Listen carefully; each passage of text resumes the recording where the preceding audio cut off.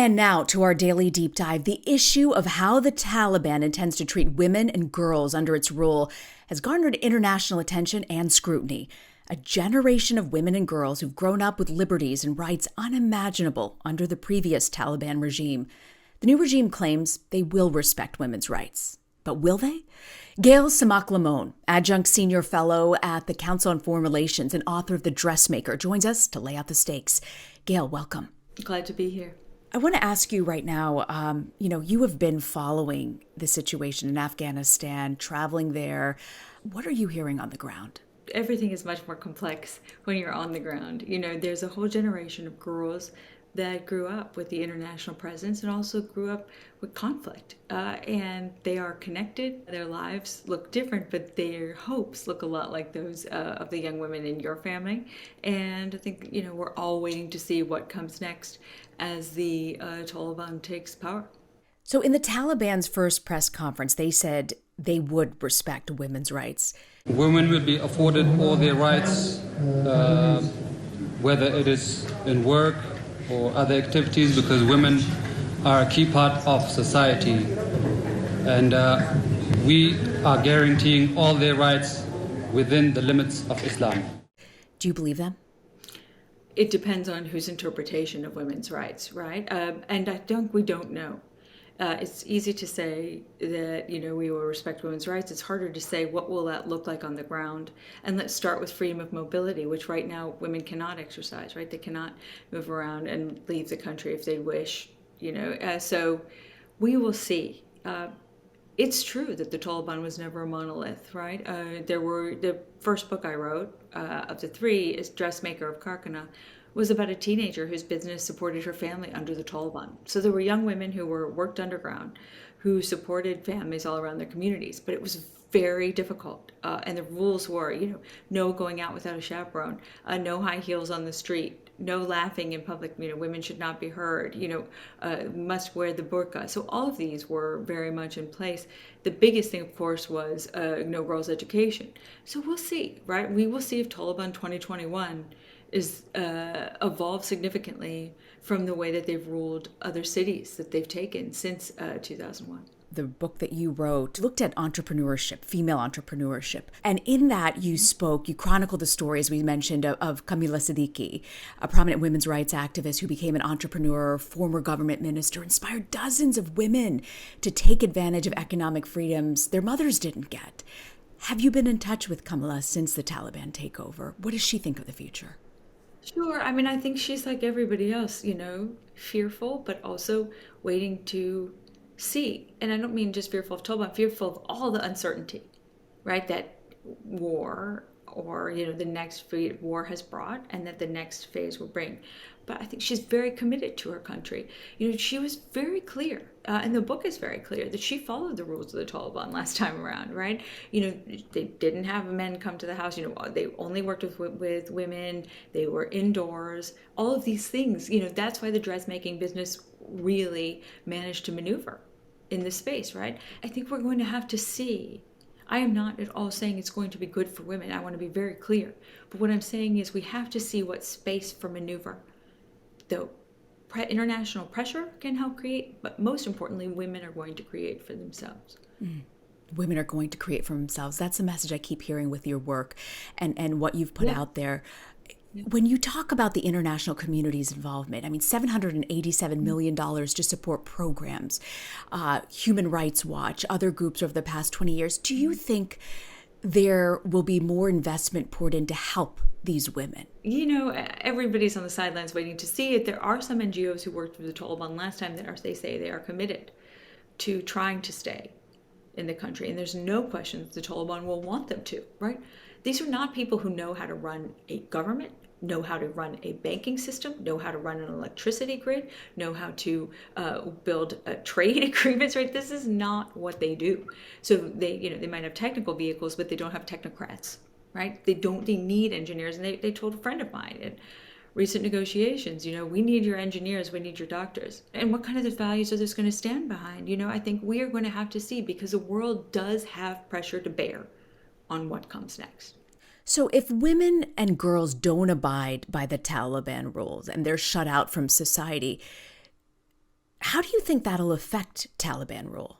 I mean, here's the reality. Women will go forward no matter what, but they are our greatest ally for security, stability, and peace, even if we really rarely treat them that way.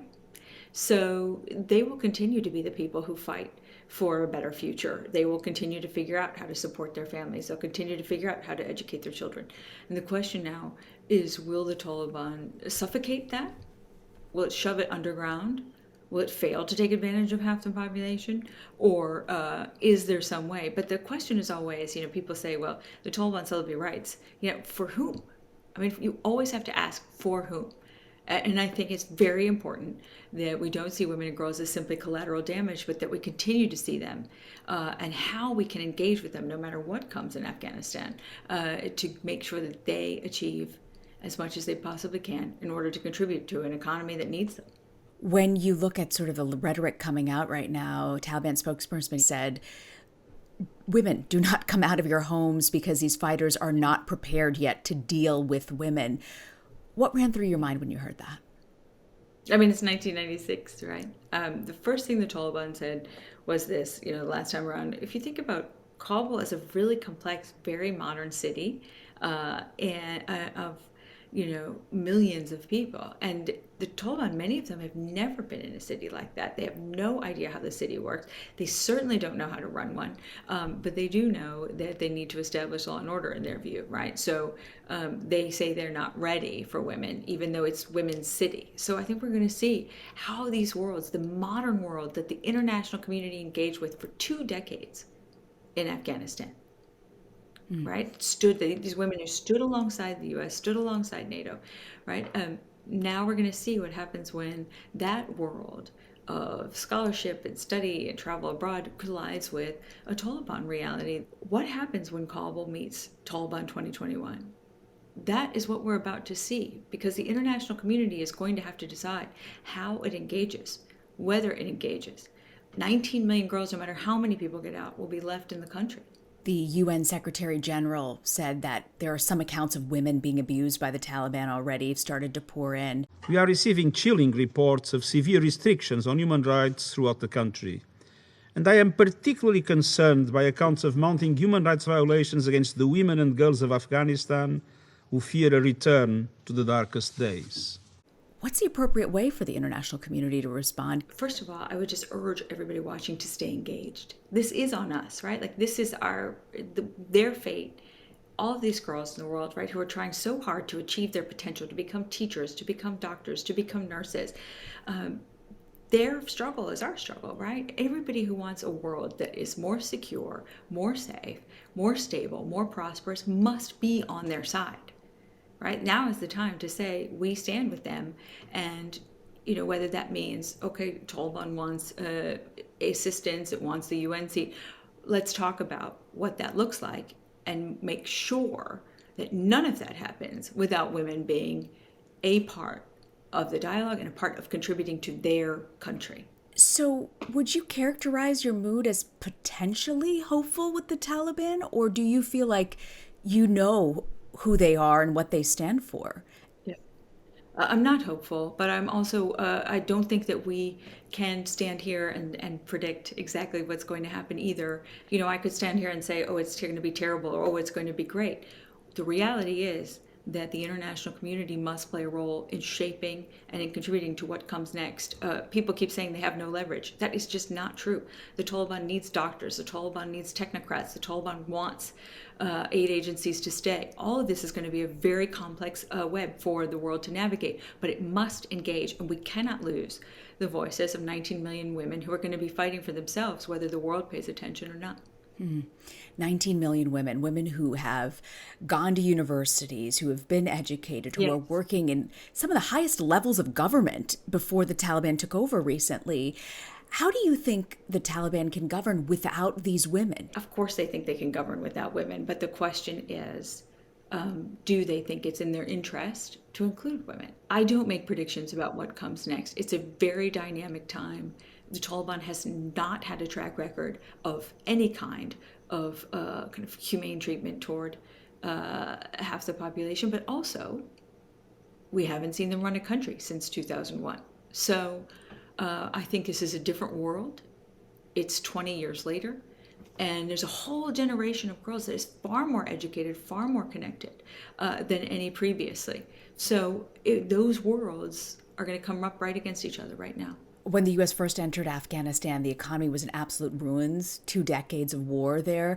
And then I know a woman, a president of the Afghanistan Women Chamber of Commerce, says that there are now 57,000 women-owned and run businesses, created something like 130,000 jobs.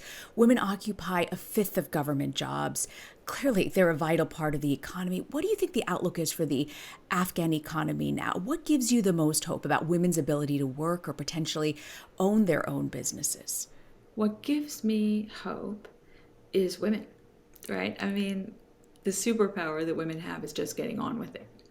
And regardless of what they have to live with and under, women do that.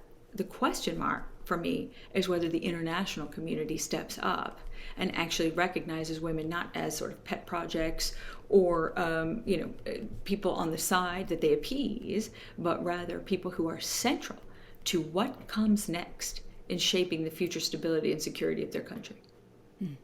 In a recent op-ed for the Washington Post, you included messages you had received from Afghan women. What are you hearing now?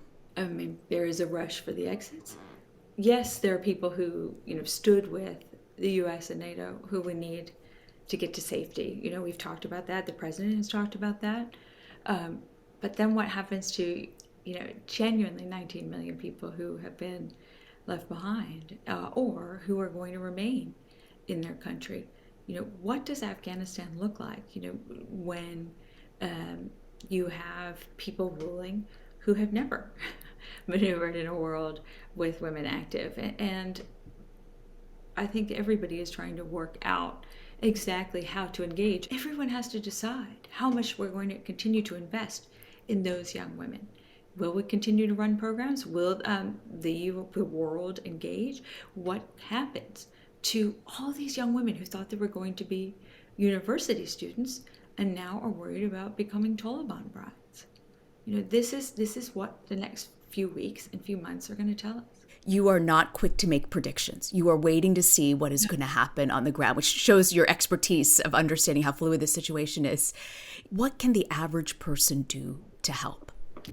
Yeah, I would say 3 things. One is speak up. Part of why we're here is because so few people thought people cared about this conflict.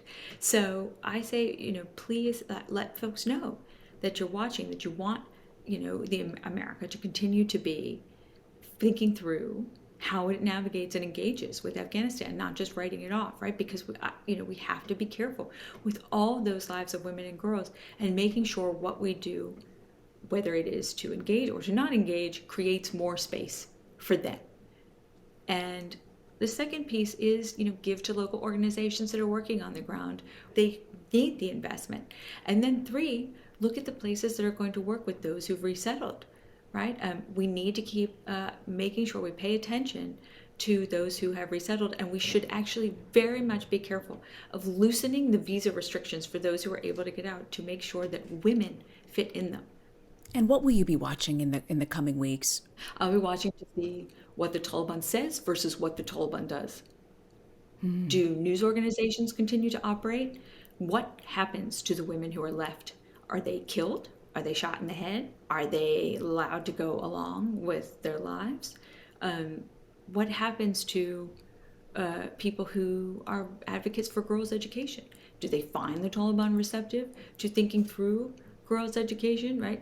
All of these things we're going to see play out in very real time and watch to see whether the more open within the Taliban leadership, are actually able to engage and to make concessions or to make concessions to the women from Afghanistan that they're engaging with, and whether that dialogue continues. If you had a private moment with President Biden, what would you tell him? That women are your best partners for peace, security, and stability. And it is in the American national security interest to invest in them. Gayle, I want to thank you so much. Thank you. It's a pleasure to join you.